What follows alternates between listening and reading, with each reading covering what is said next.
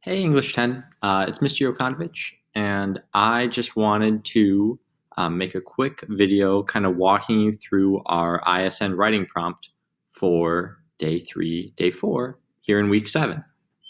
Um, so this is kind of an interesting one. It's kind of unique. So there's 3 steps to it. And what we want you to do for that first step is choose an emotion, a mood, or a feeling. So maybe I'm having a tip-top day today and I'm choosing joy, happiness, that kind of thing. Then I'd bump down to step number 2. And this is where we're going to be looking at outside stuff and things that you enjoy.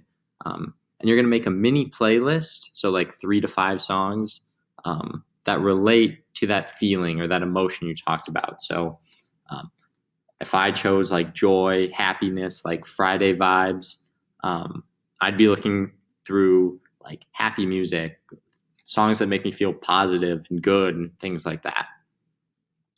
So once you've got those, what you'll do is write from your own point of view a scenario that matches the mood and emotion of your playlist. So if I'm feeling good on a Friday, then I'm going to spend 10 minutes here writing about what I'm doing, what the world looks like, why I'm in a good mood, where am I, how am I feeling?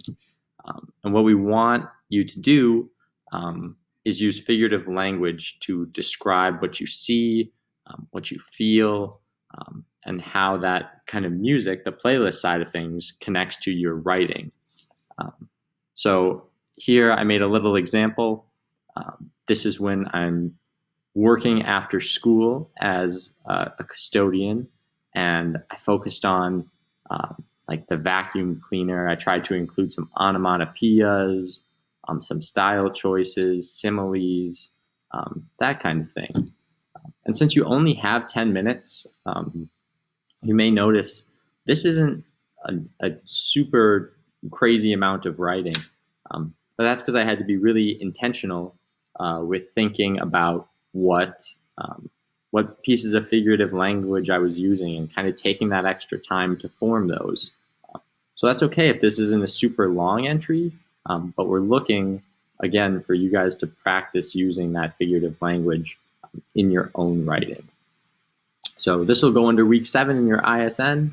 If you have any questions, feel free to email me or Ms. Moraski. And yeah, have a wonderful day.